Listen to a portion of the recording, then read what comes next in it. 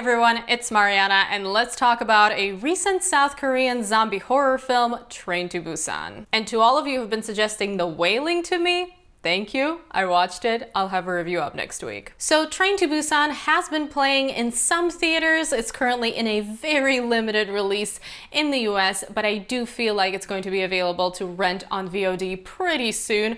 I got a chance to see it on the big screen, and I am so glad that I did because it was so intense and so much fun. I think this movie is a must-watch for any horror fan, and particularly for zombie movie fans. In the beginning, we are introduced to a father and his daughter with a difficult relationship. The father is this selfish fund manager who can't even be bothered to show up to his daughter's school performance. Let's just call it what it is. He's kind of a douche. It's his daughter's birthday, and all she wants is to go visit her mom in Busan. So they get on the train, and right before the doors close, this young woman gets on. She's not doing so well. She's been bitten, she's turning into a zombie, and this Train to Busan is about to turn into a zombie train. Of course, this is not an isolated incident. The characters soon find out that there is a zombie outbreak throughout the cities in Korea, so it's not like getting off the train would guarantee safety either. Train to Busan is easily one of the best zombie films I've ever seen. Better watch out 28 Days Later. It combines thrilling action and amazing visual effects with actual developed characters who aren't just there to be zombie food.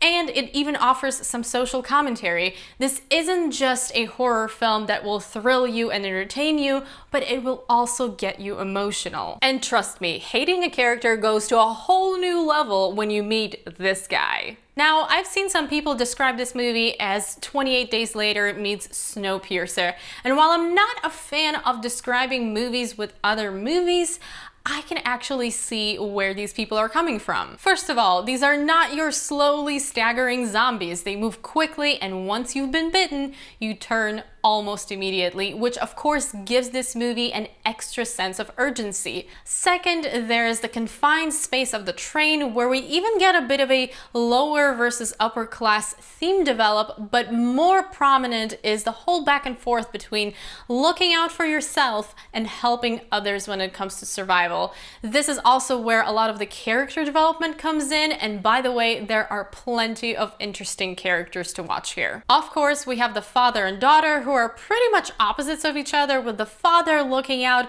only for the two of them and the little girl being the compassionate one.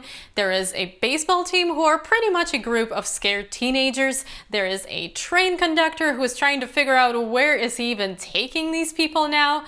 Then there is this dickhead, but my favorite people in this whole movie were Sang-hwa and his pregnant wife. In a way, they are stronger parental figures for the little girl than her own father, and they're also the most relatable people in the film, in my opinion. They are your regular nice couple. They look out for each other, but they don't forget about other people. They are ready to fight in this particular situation, and they are occasionally hilarious. And I have to tell you, some of the back and forth sarcastic dialogue between Sang-hwa and the little girl's father, Suk-woo, is just priceless. Am I mispronouncing these names? Probably. I apologize. As I mentioned earlier, Train to Busan will get you emotional, but this is also where the movie goes a little bit over the top. Now, I do know that this is kind of the style when it comes to South Korean film, and honestly, it did not bother me that much, but there were a few moments when this movie got really dramatic because it really wanted you to feel a certain way.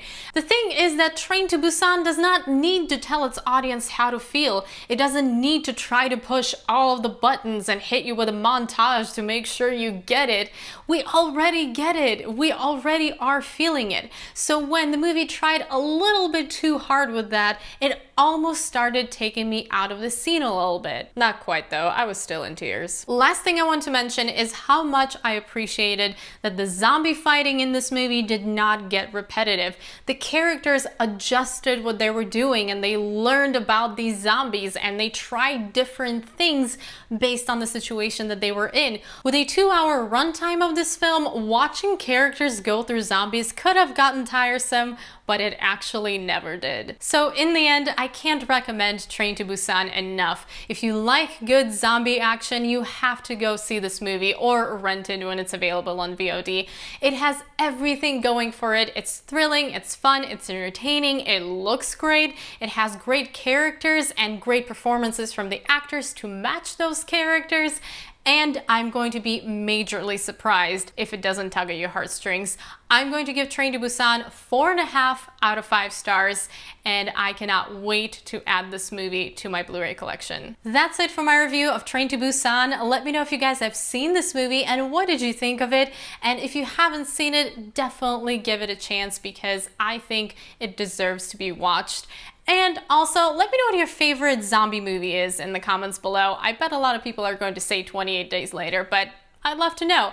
Thank you so much for watching. As always, if you did enjoy this video, which I hope you did, please don't forget to give it a thumbs up, subscribe to my channel if you haven't already, and share this video with your friends. I hope you're having an awesome day, and I will see you very soon in my next video. Bye!